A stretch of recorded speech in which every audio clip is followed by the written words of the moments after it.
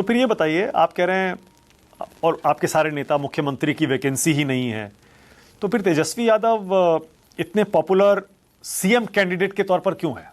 जितने भी सर्वे होते हैं मुख्यमंत्री के तौर पर सबसे ज्यादा आगे उन्हीं का नाम आता है। मैं आपको फ्लैशबैक में ले चलता हूं। 2005 में लालू जी सबसे पॉपुलर नेता थे।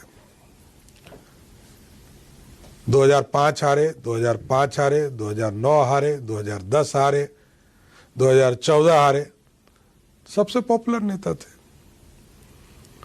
उसके बाद उनके घर में प्रतिनिधि बनाने का सिस्टम है। 1997 में लालू जी जेल जाने लगे चारा के घोटाला में, तो उन्होंने राबड़ी देवी जी को बिहार का मुख्यमंत्री बनाया। 98 हारी, 99 हारे, 2000 में जीत गए। तो देखिए राजनीति क्या है। लालू जी के यहाँ कोई दूसरा नेता नहीं है, सब सिर्फ अभिनेता का डायरेक्टर सिर्फ लालू प्रसाद जी हैं।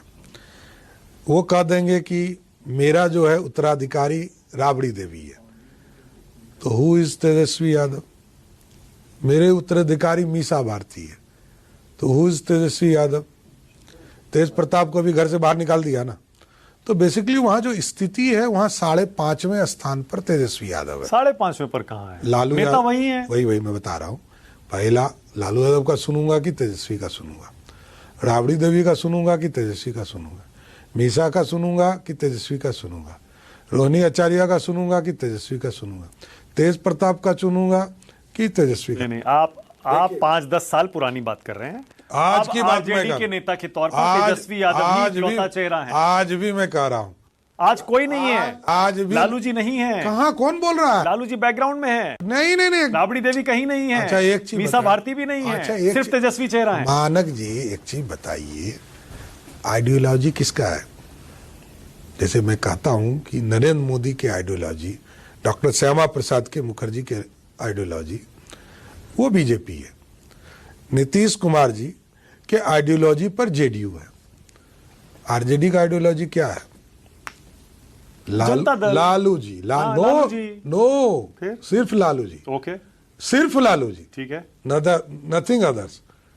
और तेजस्वी 3 चुनाव हार चुका है, एक तो चुनाव नहीं, 19, 20 और 24, 25 भी हार जाएंगे पक्का, गारंटी रखिए। अरे पर सबसे बड़ी पार्टी तो बनाते हैं ना आरजेडी को, तेजस्वी यादव, उन्हीं के नाम पे बनी तो ना। मैं कह रहा हूं कि लालू यादव ने एक फॉर्मूला बनाया था 1990 के दौर में, वो आज भी चल रहा है। हम कहां कह रहे हैं?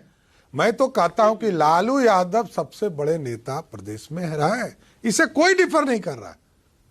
उनके प्रतिनिधि जो होंगे उसको वोट मिलेगा। तो यानी आरजेडी का सारा वोट लालू का वोट? सिर्फ लालू, सिर्फ लालू। तेजस्वी को कोई वोट नहीं है? क्या? वही तो एबिलिटी बताइए, एक एबिलिटी। लालू यादव के बेटे और राजद के नेता नहीं हो, उनकी एक एबिलिटी बताइए। जैसे नीतीश कुमार ने डेवलपमेंट किया, विकास किया, जितने वोट उनके आदरणीय पिताजी को आते थे उतने ही वोट आते हैं। क्यों लालू जी को आज भी इतना वोट पड़ रहा है? चलिए मैं आपकी बात तो मैं कह रहा हूं, मैं आपकी बात मान लेता हूं। जितना वोट आपने कहा तेजस्वी का कोई वोट नहीं है, लालू यादव का वोट है। लालू यादव तो मैं आप ही से पूछता हूं, चलिए क्या वजह है कि आप जंगल राज कहते हैं आज भी क्यों लालू यादव के नाम पे वोट पड़ रहा है? तो मैं कह रहा हूं कि एक कास्ट कॉम्बिनेशन का वोट है, नथिंग एल्स। वो बिहार भी दिखेगा, यूपी भी दिखेगा, कोई नया नहीं है, कुछ नहीं। तो इसका मतलब जंगल राज का मुद्दा नहीं है ना? नहीं, एकदम देखिए आप और जंगल राज याद तो मैं दिलाते कह रहा हैं हूं कि कोई सट्टा नहीं है। बिहार में 70-30 की लड़ाई होती है, 75 और 25 की लड़ाई होती है, 80-20 की लड़ाई होती है, लेकिन लालू जी के साथ कोई नहीं सटता है। क्यों नहीं सटता ये तो समझिए। जिस सोशल रिफॉर्म की बात वो करते थे, आज उसी को लूट लिया, उसी के चारा को खा गया।